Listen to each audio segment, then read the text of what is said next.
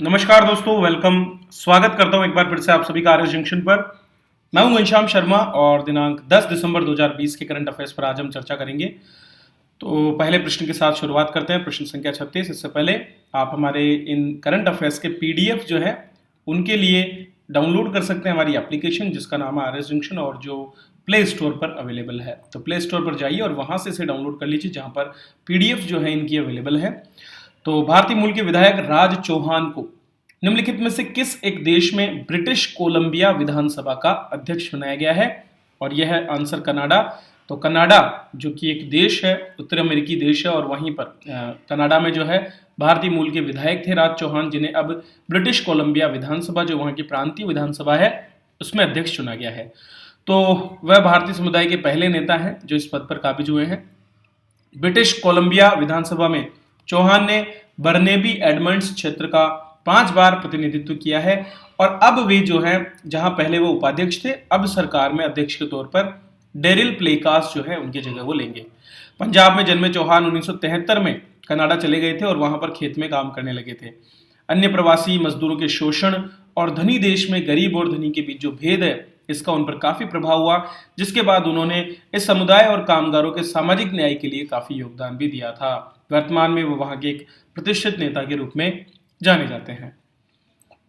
दोस्तों, महिलाओं की शक्ति को मान्यता देते हुए फोर्ब्स द्वारा विश्व की 100 सबसे शक्तिशाली महिलाओं की सूची जारी की जाती है और 2020 के लिए भी ये सूची जारी कर दी गई है, जिसमें निर्मला सीतारमण, मजूमदार शो और रोशनी नाडर जैसी प्रतिभाशाली और ऊंचे पदों पर काबिज महिलाओं को स्थान मिला है। तो ये तीनों ही महिलाएं जो है इस बार फोर्ब्स की शक्तिशाली महिलाओं की सूची में सम्मिलित हैं।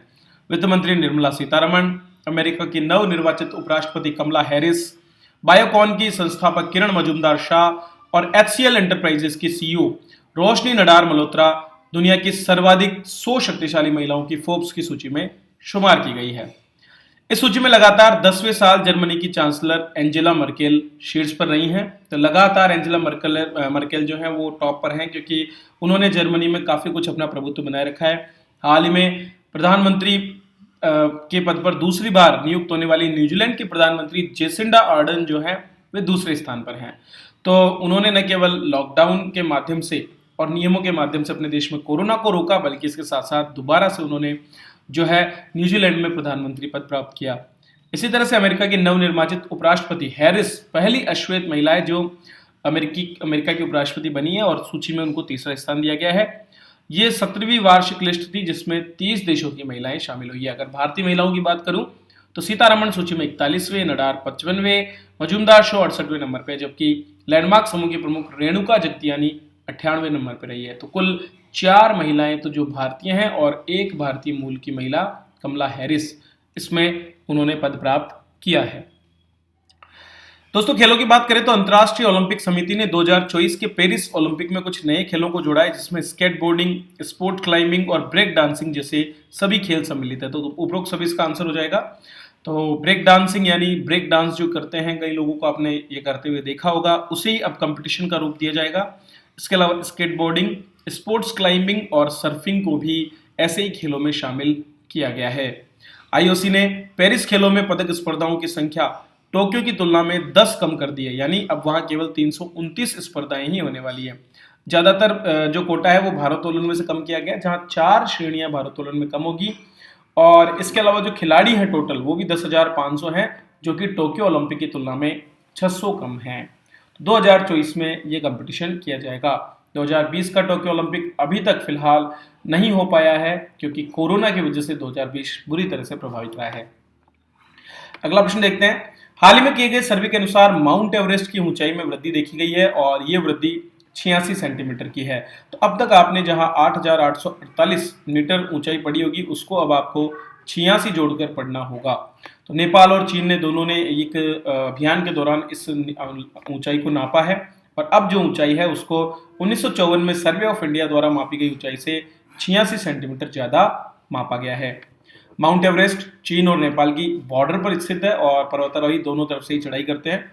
पूर्व में चीन ने एवरेस्ट की ऊंचाई 8,844.43 मीटर मापी थी, जो कि नेपाल की गणना से 4 मीटर कम थी। इसके पीछे कारण यह था कि अगर हम बात करें इस चोटी की, तो इस चोटी के ऊपर एक परत भी है जो कि जो है आपकी बर्फ की परत है। तो जहां चीन कहता है कि हमें जो रॉक पॉइंट है उसको मापना चाहिए, तो रॉक पॉइंट की ऊंचाई उसने 8,844.43 बताई, लेकिन इसके ऊपर जो है ये 4 मीटर बर्फ की एक परत भी है, और उसी को लेकर के नेपाल कहता है कि बर्फ की ऊंचाई पर भी चूंकि पर्वतारोहियों को चढ़ना होता है, इसलिए इसको मापा जाना चाहिए। तो एवरेस्ट जो है उसकी इस ऊंचाई को नापा गया ग्लोबल नेविगेशन सैटेलाइट और ग्रेवीमीटर की मदद से। और इसमें एक और जो कारण बताया जा रहा है वो 2015 का नेपाल भूकंप भी है, जिस भूकंप में 10,000 से ज्यादा लोग मारे गए थे। आत्मनिर्भर भारत रोजगार योजना, इस योजना को कल जो है लॉन्च किया गया, मंजूरी दी गई केंद्रीय मंत्रिमंडल द्वारा, और इसी क्रम में सरकार जो है 1,000 तक कर्मचारियों वाले संगठनों में जो ईपीएफ है उसका 24% अपनी ओर से देगी, अर्थात 12% जहां एम्प्लॉयर को दिया जाता है और 12% एम्प्लॉय द्वारा दिया जाता है, उन दोनों को ही अब सरकार जो है वहन करेगी। तो केंद्रीय मंत्रिमंडल ने आत्मनिर्भर भारत पैकेज 3.0 के तहत रोजगार को बढ़ावा देने और नए रोजगार अवसरों को प्रोत्साहित करने के लिए आत्मनिर्भर भारत रोजगार योजना शुरू की है। चलिए इसकी विशेषताओं पर बात कर लेते हैं। भारत सरकार 1 अक्टूबर 2020 या फिर उसके बाद 30 जून 2021 तक होने वाले जितने भी जो 30 जून 2021 तक के जितने भी जो लोग हैं जो इसमें रजिस्टर होंगे, उन सभी को जो है इसमें जगह देगी। ठीक है, और इसके अलावा जो सबसे बड़ी बात है वो ये है कि इसके अंतर्गत जिन रोजगार प्रदाता संगठनों में 1,000 कर्मचारी है, वहां केंद्र सरकार 2 वर्ष की अवधि के लिए 12% कर्मचारी योगदान और 12% नियोक्ता योगदान दोनों पर ही ध्यान देगी। ठीक है, तो टोटल 24% देगी, लेकिन जिनमें 1,000 से ज्यादा है वहां पर केवल 12% कर्मचारी योगदान ही देगी, अर्थात नियोक्ता का योगदान जो है वो खुद जो एम्प्लॉयर है उसको देना पड़ेगा। कोई कर्मचारी जिसका मासिक वेतन 15,000 रुपए से कम है और वह किसी ऐसे संस्थान में काम नहीं कर रहा था जो 1 अक्टूबर 2020 से पहले ईपीएफओ में पंजीकृत है और जिसके पास यूनिवर्सल अकाउंट नंबर नहीं था, वही इस योजना के लिए पात्र होंगे। मतलब जहां पर 1 अक्टूबर 2020 से पहले ईपीएफ में रजिस्टर्ड थे उनको नहीं, बल्कि जो नए अब इस तरह से इसमें जुड़ते हैं उनको इसका लाभ मिलेगा। तो ये लाभ देने की बात यहां पर कही गई है। सदस्यों के आधार संख्या से खाते को जोड़ा जाएगा और ईपीएफओ इलेक्ट्रॉनिक तरीके से इस योगदान का भुगतान करेगा। एक नया सॉफ्टवेयर बना करके पारदर्शी और जवाबदेह प्रक्रिया भी तय की जाएगी। अगला प्रश्न देखते हैं दोस्तों। 6वां India International Science Festival IISF 2020 Leh Ladakh में आयोजित किया जा रहा है। तो लेह लद्दाख में जो defence institute of high altitude research है, DRDO प्रयोगशाला जो वहां पर है, उसमें इस कार्यक्रम को आयोजित किया जा रहा है। विज्ञान महोत्सव लोगों का, जनता का जो विज्ञान के साथ जुड़ाव है उसको बढ़ाने के लिए किया जाता है। विज्ञान, प्रौद्योगिकी, इंजीनियरिंग और गणित, ये कुछ ऐसे सब्जेक्ट्स हैं जो हमारे जीवन को बेहतर करते हैं, और इसीलिए इस सम्मेलन में भारत और विदेश के छात्रों, नवोन्मेषकों जो नए नए आइडियाज लेकर के आते हैं, शिल्पकार, किसान, वैज्ञानिक और विज्ञान विशेषज्ञों के साथ साथ अन्य लोगों की जो उपलब्धियां उनको प्रस्तुत करने का काम करता है। तो अब की बार लेह में इसको आयोजित किया गया है। पहला और दूसरा IISF नई दिल्ली में, तीसरा चेन्नई में, चौथा लखनऊ में और पांचवा कोलकाता में आयोजित किया गया था।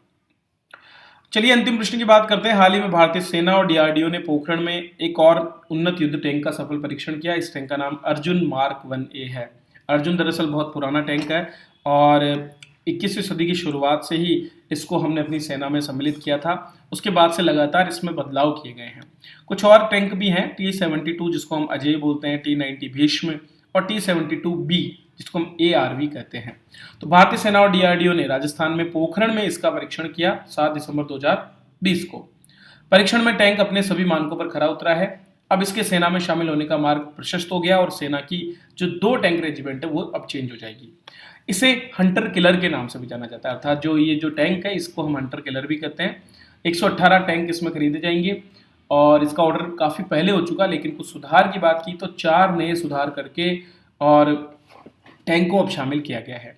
अब इसमें फायर पावर क्षमता को बढ़ाया गया है, ट्रांसमिशन सिस्टम लगाया गया है, अपने लक्ष्य को खुद तलाशने में ये सक्षम हो पाए, इस तरह से इसको बनाया गया है। और इसके साथ साथ ये माइंस को भी साफ कर पाए, अर्थात जो रास्ते में टैंक रोधी माइंस होती है उनको भी साफ करे, और इसके साथ साथ केमिकल अटैक से बचने के लिए सेंसर्स, ऐसी बहुत सी तमाम खूबियों के साथ इसको लिया गया है। तो यह है दोस्तों आज की क्लास, जिसमें मैंने आपको करंट अफेयर्स के बहुत ही महत्वपूर्ण टॉपिक्स पर चर्चा की। अगर वीडियो अच्छा लगा हो तो आपका फर्ज बनता है कि आप इसे लाइक करें, शेयर करें अपने दोस्तों के साथ और चैनल को सब्सक्राइब करें ताकि आपको सभी नोटिफिकेशंस मिलते रहें। इसी के साथ मैं आपसे विदा लेता हूँ। वीडियो देखने के लिए आप सभी का बहुत बहुत धन्यवाद।